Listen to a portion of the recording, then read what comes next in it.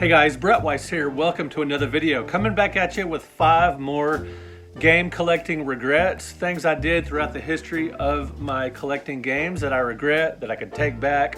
Things that I wish I could do over, but you guys probably have regrets too, so let me know in the comments what your regrets are. These are 5 more. I did a video on 7, but I was thinking about it and I came up with 5 more things that I still think about from time to time. Just little regrets here and there. Some of them are financial.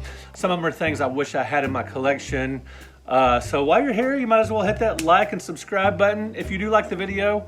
If you want to subscribe to the channel, that would be awesome. Thank you so much. So number 5. I was at a comic book convention one time and there was just a random vendor there with a limited edition Star Wars PSP.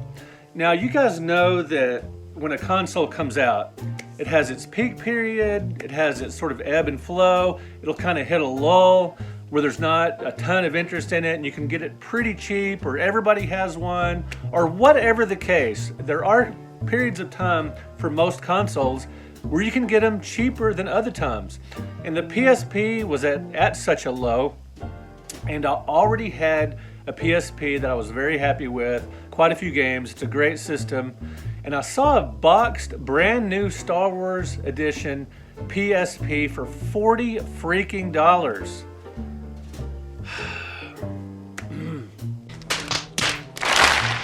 And I didn't buy it. My flawed reasoning was, I already have a PSP and I don't need another one. That was dumb. Because now a boxed, complete, factory sealed PSP Star Wars edition is somewhere between $450 and $500. Now at the time I had no way of knowing this was going to be valuable or anything like that, but at 40 bucks, it's just a cool display piece for your game room, or just a neat thing to have in your collection.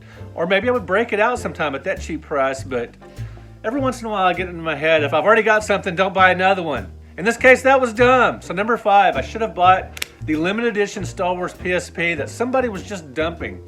Sometimes if you go to a convention that's not specifically the convention, like let's say you go to a comic book convention and a couple of vendors have video games, or just some of the comic book vendors have some just oddball items, maybe a few video games, maybe a few other things that are just loosely related comics. You might find a bargain, and I certainly found one that day, and I blew it by not getting it. Number 4. Back in the day at Toys R Us in the late 90s, they were absolutely dumping their Sega 32X console, or console add-on, I should say, because this is just a small unit that plugs on top of your Sega Genesis to let you play 32X games. It was a bit of a graphical upgrade, a bit of a sound upgrade, not that much of an upgrade over the Genesis.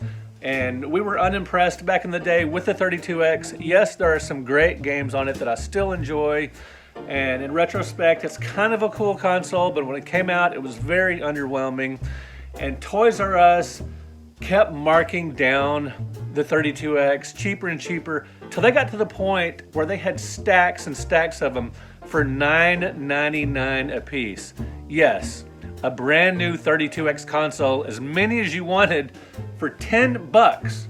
Now, I didn't buy one because I already had a 32X. Now, I already had a Genesis, but one time at a garage sale, I got a Genesis and a Sega CD and a 32X all in one. Has the Sega CD as a base, then the Genesis on top of that, and the 32X on top of that. I call that my triple decker. I love it. I still play it. It's still the one I use, and it is amazingly awesome. And my perspective on this, when I saw these stacks and stacks of 32Xs, is I don't need one because I've already got one, and the 32X wasn't super special to me, so I thought I don't need a boxed copy for my collection. Boy, was I wrong. Not only should I have bought a bunch to preserve for the future, I didn't know it at the time, so I don't really blame myself that much, but I should have bought one for my game room, for my collection, just for display. A lot of these regrets, yes, are financial, when I should have bought multiple copies, but I really didn't know to, so I'm going to give myself a pass largely on that. But I should have bought an extra 32X just for myself, just one to put on the shelf, just sort of an artifact of gaming history, just for my collection. obviously I collect games, I collect consoles. Just because I haven't unboxed one doesn't mean I don't need a boxed one, as you guys probably know. But in the late 90s, I wasn't quite as big of a, I didn't have as much room, or I wasn't buying as much stuff. I was a pretty hardcore game collector, but I guess I wasn't hardcore enough to buy an extra 32X, a boxed complete one for just $10. Holy cow.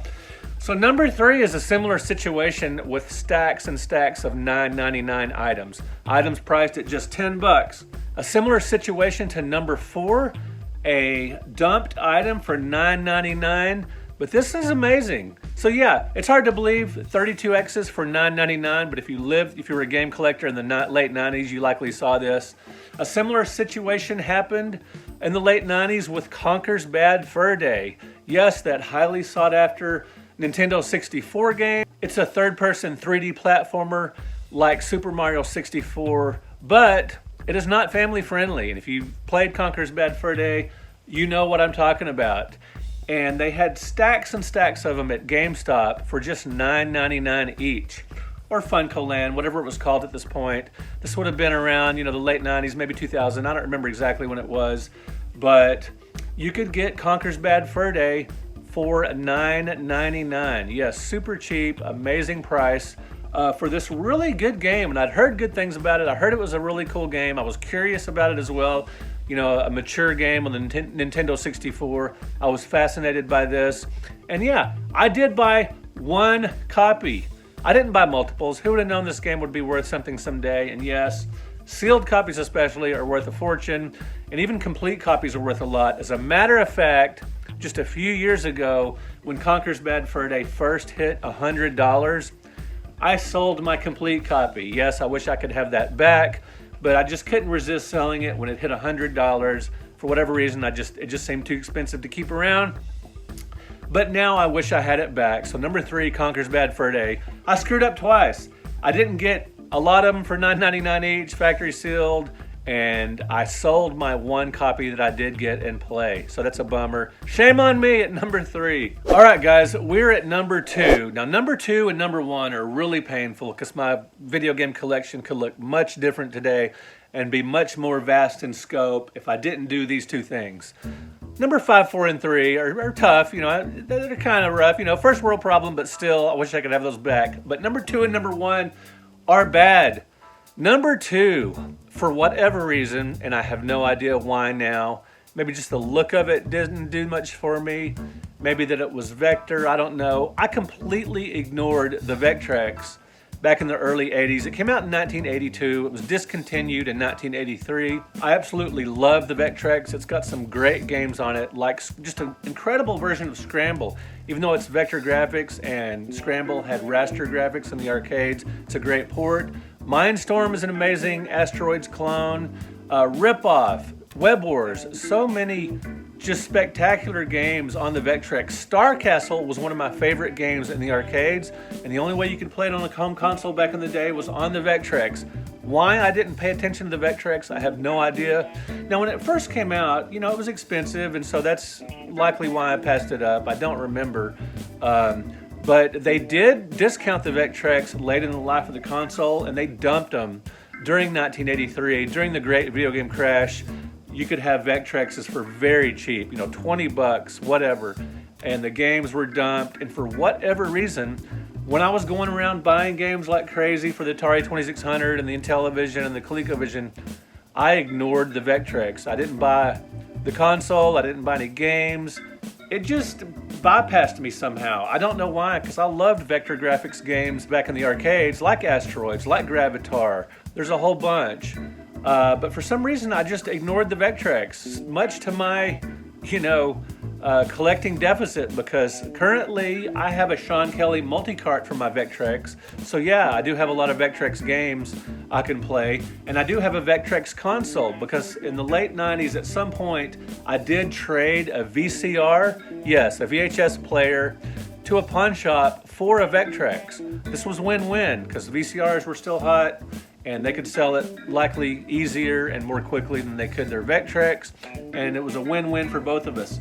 And so that vectrex eventually went out, and I traded my good buddy Earl Green. I traded him a book and some cash for a vectrex that he was selling, so I still have that in my collection, a boxed one. And so yeah, I've got a vectrex and a ton of games, at least on the multi-cart, and I got a few cartridges, a few boxed games. But man, I could have had an amazing vectrex collection if I just would have been paying attention to it. My bad. That was number 2. I ignored the vectrex back in the day in the early 80s. Lame. All right, guys, let's get to number 1. Here's another one where the scope of my collection would be much more huge, much more vast, much more interesting. I would have a ton more games that I bought for super cheap if I would have not followed this particular rule.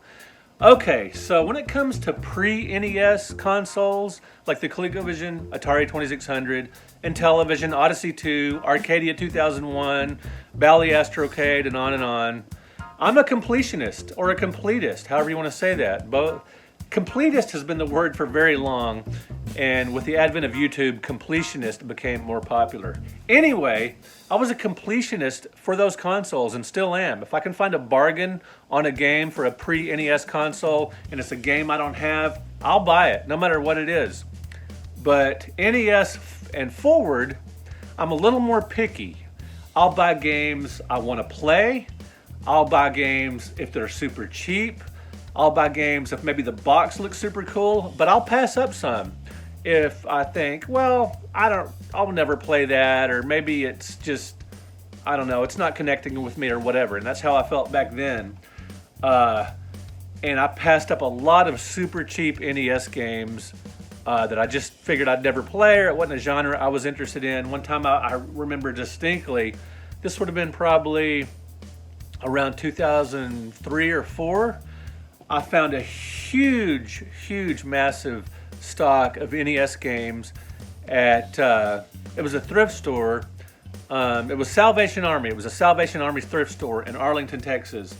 They had tons of NES games, 1 copy a piece. So you had some deep cuts. You had some, rare ones. They were 99 cents a piece. And I remember picking through and going through there, and I only bought the titles I wanted to play. So I bought, just some of the early, the cool arcade ports. I bought some other games on the NES, just titles I wanted to play.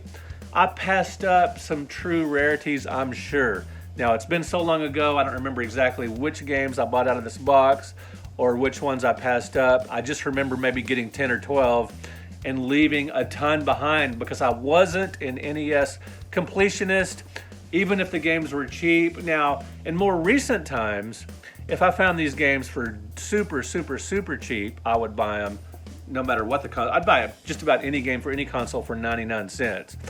But back in those days, I was a little more picky about what I bought, and I just wasn't a completionist from NES forward.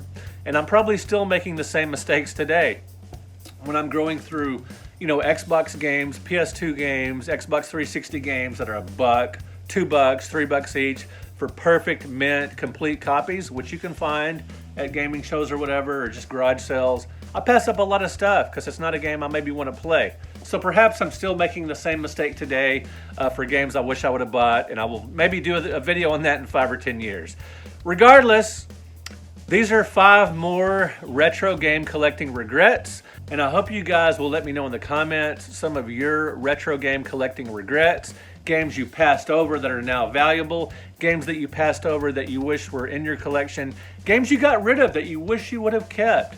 Whatever. You can give me your top 5, your top 10, or 1, or whatever you want to do. It would be awesome. Thank you guys for watching. Thank you for liking this video. Thank you for subscribing to the channel. I greatly appreciate it. And now, if you can indulge me, check out the commercial for my latest book, the NES Omnibus Volume 2. We'll talk to you later.